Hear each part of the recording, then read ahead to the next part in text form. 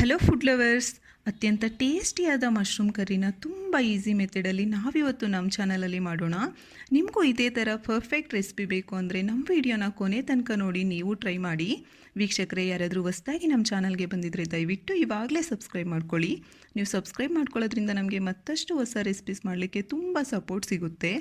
ನಾನು ನಿಮ್ಮ Lakshmi. Welcome to Lakshmi recipes. ನೋಡಿ ವೀಕ್ಷಕರೇ, ನಾನಿಲ್ಲಿ 1 ಪ್ಯಾಕೆಟ್ ಮಶ್ರೂಮ್ ತೊಗೊಂಡಿದ್ದೀನಿ. ಇದು ಸುಮಾರು 200 ಗ್ರಾಮ್ ಇರುತ್ತೆ. ಮೇಲಿನ ಸಿಪ್ಪೆ ತೆಗೆದು ಈ ರೀತಿ ಕಟ್ ಮಾಡಿ ಚೆನ್ನಾಗಿ ತೊಳೆದು ತಗೊಳ್ಳಿ.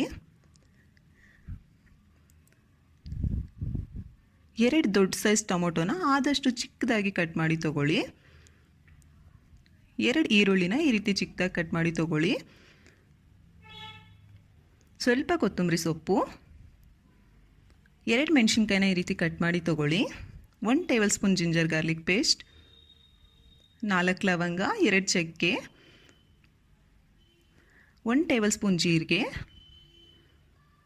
3/4 ಟೇಬಲ್ ಸ್ಪೂನ್ ಖಾರದ ಪುಡಿ ತೊಗೊಂಡಿದ್ದೀನಿ ನಾನಿಲ್ಲಿ. ನಿಮ್ಮ ಖಾರಕ್ಕೆ ಅನುಗುಣವಾಗಿ ತಗೊಳ್ಳಿ. 1 ಟೇಬಲ್ ಸ್ಪೂನ್ ಧನಿಯಾ ಪುಡಿ, ಅರ್ಧ ಟೇಬಲ್ ಸ್ಪೂನ್ ಅರಿಶಿನ ಪುಡಿ, 1 ಟೇಬಲ್ ಸ್ಪೂನ್ ಗರಂ ಮಸಾಲ. ನಾನಿಲ್ಲಿ 2 ಟೇಬಲ್ ಸ್ಪೂನ್ ಗೋಡಂಬಿ ಪುಡಿ ತೊಗೊಂಡಿದ್ದೀನಿ, ಇದು ಆಪ್ಷನಲ್ಲು.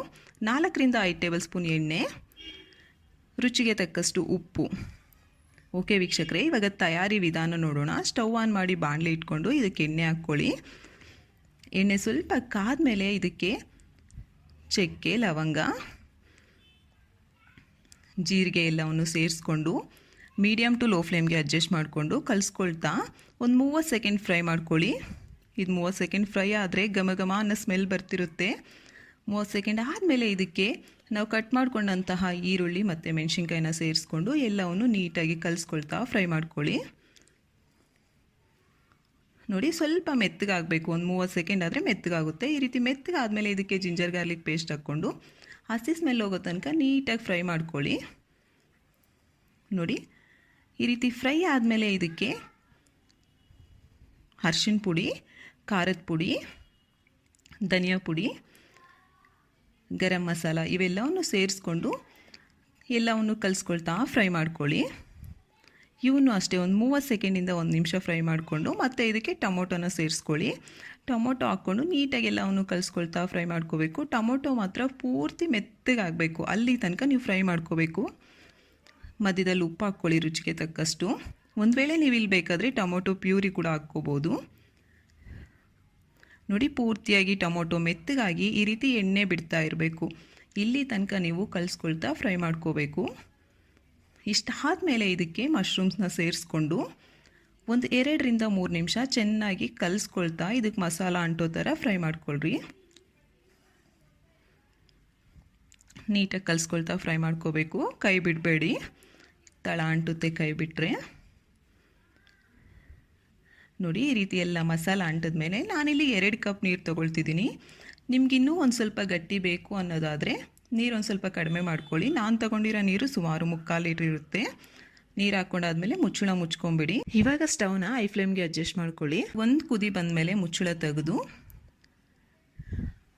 ಮತ್ತೆ ಒಂದು ಸಲ ಕಲಿಸ್ಕೊಳ್ಳಿ ಎಲ್ಲವನ್ನು. ವೀಕ್ಷಕರೇ, ಯಾರೇನು ಸಬ್ಸ್ಕ್ರೈಬ್ ಮಾಡ್ಕೊಂಡಿಲ್ವೋ ದಯವಿಟ್ಟು ಸಬ್ಸ್ಕ್ರೈಬ್ ಮಾಡ್ಕೊಳ್ಳಿ. ನೋಡಿ, ಕಲಿಸ್ಕೊಂಡು ಇವಾಗ ಇದಕ್ಕೆ ಗೋಡಂಬಿ ಪುಡಿನ ಸೇರಿಸ್ಕೊಳ್ಳಿ. ಇಲ್ಲ ಅಂದರೆ ಸ್ಕಿಪ್ ಮಾಡ್ಕೊಳ್ಳಿ, ಬಟ್ ಇದ್ದರೆ ಮಾತ್ರ ತಪ್ಪದೆ ಹಾಕ್ಕೊಳ್ಳಿ. ಟೇಸ್ಟ್ ತುಂಬ ಚೆನ್ನಾಗಿರುತ್ತೆ.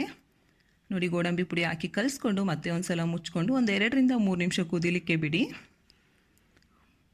2ರಿಂದ 3 ನಿಮಿಷ ಆಗಿದೆ. ನೋಡಿ, ಮುಚ್ಚಳ ತೆಗೆದು ಈ ರೀತಿ ಕಲಿಸ್ಕೊಳ್ತಾ ಇದ್ದೀನಿ ನಾನು. ನೀವು ಹಂಗೆ ಬಿಟ್ಬಿಡಬೇಡಿ, ಆವಾಗವಾಗ ಕಲಿಸ್ತಾ ಇರಿ, ಇಲ್ಲಾಂದರೆ ತಳ ಅಂಟುತ್ತೆ. ನೋಡಿ, ಮತ್ತೆ ಒಂದು 2ರಿಂದ 3 ನಿಮಿಷ ಕುದಿಸ್ಕೊಳ್ಳಿ ನೀವು ಇದನ್ನೆಲ್ಲವನ್ನು. ಇವಾಗ ಕೊನೆಯಲ್ಲಿ ಕೊತ್ತಂಬರಿ ಸೊಪ್ಪು ಹಾಕಿ ಒಂದು 30 ಸೆಕೆಂಡ್ ಫ್ರೈ ಮಾಡಿಸ್ಕೊಂಡ್ರೆ ಸಾಕು. ನಿಮಗೆ ತುಂಬ ಟೇಸ್ಟಿಯಾದಂತಹ ಮಶ್ರೂಮ್ ಕರ್ರಿ ರೆಡಿ ಆಗಿಬಿಡುತ್ತೆ. ನೋಡಿ, ಇವಾಗ ಸ್ಟವ್ ಆಫ್ ಮಾಡಿ ಸರ್ವ್ ಮಾಡ್ಕೊಳ್ಳೋದಷ್ಟೇ. ಟೇಸ್ಟ್ ಅಂತೂ ತುಂಬ ಚೆನ್ನಾಗಿರುತ್ತೆ ವೀಕ್ಷಕರೇ. ಇದು ಚಪಾತಿ, ಮುದ್ದೆ, ಅನ್ನ, ರೋಟಿ ಎಲ್ಲದಕ್ಕೂ ಪರ್ಫೆಕ್ಟ್ ಕಾಂಬಿನೇಷನ್. ನೀವು ಟ್ರೈ ಮಾಡಿ, ನಿಮ್ಗೆ ಹೇಗೆ ಬಂದಿದೆ ಅಂತ ತಪ್ಪದೇ ಕಾಮೆಂಟ್ ಮಾಡಿ. ವಿಡಿಯೋ ಇಷ್ಟ ಆದರೆ ಲೈಕ್ ಮಾಡಿ, ಸಬ್ಸ್ಕ್ರೈಬ್ ಮಾಡ್ಕೊಂಡು ಸಪೋರ್ಟ್ ಮಾಡಿ. Thank you for watching.